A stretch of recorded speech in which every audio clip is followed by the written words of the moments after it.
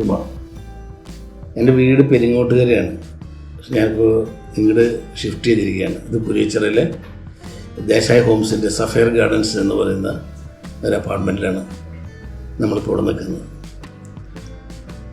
ഞാൻ സർക്കാർ സർവീസിലായിരുന്നു, കൃഷി വകുപ്പിൽ റിട്ടയർ ചെയ്തു. അപ്പോൾ ടൗണിൽ വന്നൊരു താമസാക്കി ഒരു സ്വസ്ഥമായ ഒരു അന്തരീക്ഷത്തിന് വേണ്ടിയിട്ട് ഇങ്ങോട്ട് ഷിഫ്റ്റ് ചെയ്താണ്.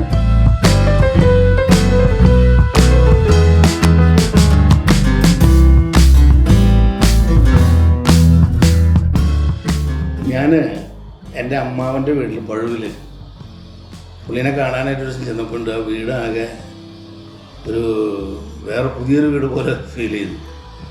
അപ്പോൾ ഞാനിത് ആരാണ് ചെയ്തത് എന്നൊക്കെ ചോദിച്ചിരിക്കുമ്പോഴുണ്ട് ലതീഷ് അവിടെ കയറി വരുന്നു. അപ്പോൾ ഞാൻ ലതീഷോട് പറഞ്ഞു, ഞാൻ താങ്കളെ കുറിച്ചാണ് ഇത്ര നേരം സംസാരിച്ചിരുന്നത്. ഞാനിപ്പോൾ ഇങ്ങനെ ഒരു ഫ്ലാറ്റിൽ താമസിക്കുകയാണ് ഇവിടെ പുലിയച്ചിറയിലെ സഫയർ ഗാർഡൻസിൽ.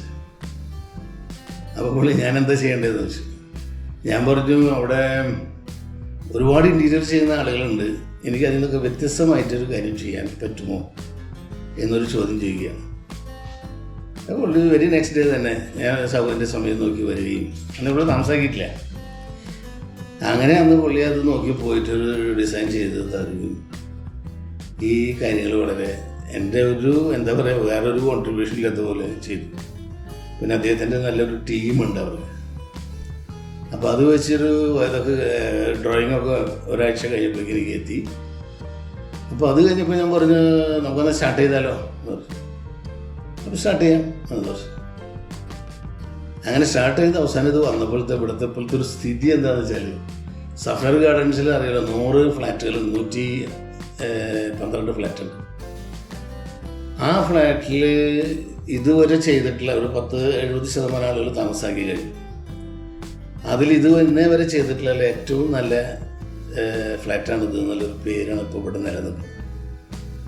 എനിക്ക് തോന്നുന്നു ഇവിടുന്ന് അദ്ദേഹത്തോട് തന്നെ 2, 3, 4 ആളുകൾ ഇവിടുത്തെ ഞങ്ങളുടെ മുമ്പിൽ വെച്ച് തന്നെ ഞങ്ങൾക്ക് ചെയ്തു തരണമെന്ന് പറഞ്ഞിട്ടുണ്ട്.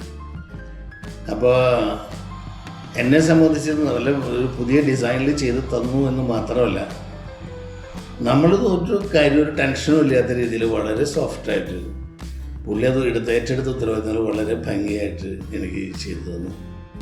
അതുകൊണ്ട് ലതീഷിനോടുള്ള എൻ്റെ എന്താ പറയുക, എൻ്റെ ഒരു നന്ദി ഈ അവസരത്തിൽ ഞാൻ അറിയിക്കുകയാണ്.